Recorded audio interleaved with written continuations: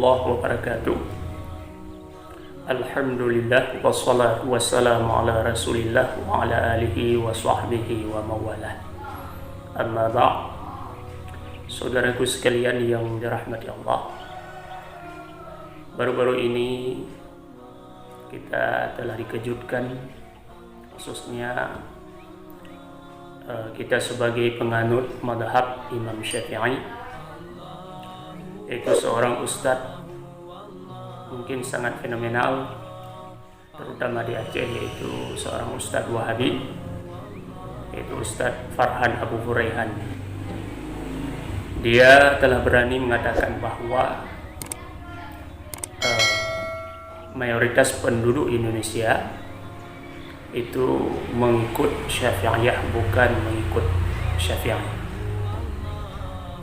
Di sini dia memberikan beberapa contoh, mencatut beberapa contoh, yaitu seperti misalnya berdoa setelah salat dalam keadaan jihar, kemudian kenduri di tempat orang kematian dengan mencatut nas kitab Bajuri dan I'anatul Talibin, yang mana menurut pandangan sebahagian masyarakat bahwa apa yang disampaikan adalah merupakan sebuah ilmiah. Padahal pada hakikatnya dia telah berdusta. Maka dalam video kali ini kami ingin menjelaskan sedikit apakah benar yang diutarakan oleh si Ustadz Farhan tersebut, atau jangan-jangan dia tidak mengerti hakikat sebenarnya apa yang dikatakan dengan madhab, sehingga dia memisahkan antara Syafi'iyah dengan Syafi'i, seakan-akan Syafi'iyah itu adalah bukan pengikut Imam Syafi'i, dan mengklaim bahwa mayoritas penduduk Indonesia bermadhab Syafi'iyah atau pengikut Syafi'iyah, bukan pengikut Imam Syafi'i.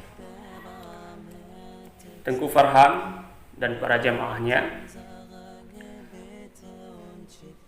berbicara tentang madhab. Yang dikatakan dengan madhab, khususnya madhab Syafi'i, adalah madhaba ilaihi Syafi'i wa ashabu minal ahkam fil masail. Suatu wadah tempat berpijak Imam Syafi'i dan ashabu, yaitu para pengikut Imam Syafi'i, imam-imam mujtahid, daripada segala hukum-hukum pada masalah-masalah. Artinya hukum-hukum yang digali, yang diistimbat daripada dalil, baik itu Al-Quran atau Al-Hadis. Maka dalam hal ini perlu digarisbawahi bahwa madhab itu bukanlah Imam Syafi'i, bukan personal Imam Syafi'i, tetapi madhab adalah sebuah wadah yang telah dibentuk oleh Imam Syafi'i, yang berdasarkan kaidah-kaidah dan tawabit-tawabit Imam Syafi'i, sehingga para ashab diberi kelonggaran, diberi keluasan untuk beristinbat. Beliau tidak menutup, tidak mengunci madhab beliau agar tidak diijtihadkan orang lain. Sehingga di dalam kitab fikih disebutkan yastakhrijunaha min kalami Syafi'i rahimahullah ta'ala.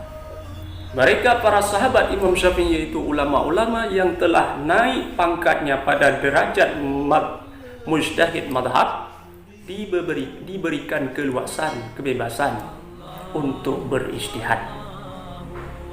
Kemudian dalam ijtihad mereka tidak keluar daripada kawaid-kawaid ataupun dhawabit-dhawabit yang telah dibangun oleh Imam Syafi'i itu sendiri. Walaupun kadang-kadang di antara mereka berijtihad sehingga memunculkan sebuah statement, adakala sebuah hasil daripada ijtihad mereka berbeda dengan ijtihad Imam Syafi'i. Lalu ketika berbeda dengan ijtihad Imam Syafi'i, apakah bisa dikatakan mereka telah keluar daripada mazhab imamnya? Tidak. Ini aturan bermadhab. Jadi jangan memisahkan antara Syafi'iyah dan Syafi'i. Dan perlu digarisbawahi bahwa Asy-Syafi'i bukanlah madhab. Yang madhab adalah sebuah wadah yang telah dibentuk oleh beliau, yang diberikan keluasan kepada pengikut beliau, terutama yaitu bagi para mujtahid madhab. Jadi perlu digarisbawahi. Dengan seakan-akan dengan mencatut nas kitab ini, dengan mencatut nas kitab itu, seakan-akan penyampaian daripada mereka itu bersifat ilmiah. Padahal mereka telah membuat kedustaan terhadap pengikut mazhab Imam Syafi'i. Yang perlu digarisbawahi, Imam Syafi'i adalah pelopor mazhab Syafi'i. Adapun Syafi'iyah adalah ulama-ulama mujtahid yang sejalan, yang mengikuti mazhab Imam Syafi'i, sekalipun terkadang-kadang ada pendapat mereka yang memang berbeda dengan pendapat Imam. Lalu Imam Syafi'i tidak menutup kemungkinan kepada para pengikutnya. Bahkan beliau tidak segan-segan mengatakan bahwa idza shahhal hadis fahuwa madhhabi. Apabila adalah sahih hadis, maka itu adalah madhhab. Dan juga Rasulullah memberikan sebuah surat ilegal, yaitu sebuah perintah, adalah sebuah anjuran bahwa man ijtahada asaba falahu ajran wa man ijtahada fa'akhta'a falahu ajr. Siapa yang berijtihad dan ijtihadnya benar, akan diberikan pahala baginya 2. Dan barang siapa berijtihad sementara ijtihadnya itu salah, maka Allah berikan kepada tidak diberikan. Jadi pribadi kami mengimbau kepada umat, pada masyarakat, berhati-hatilah menerima ideologi, menerima paham yang sekarang sangat mudah disebarkan. Ya, kalau memang ada yang bertentangan dengan apa yang telah kita anut dalam sehari-hari, tolong tanya dulu kepada para ahlinya, kepada guru-guru kita, kepada para abu-abu kita yang mengerti tentangnya.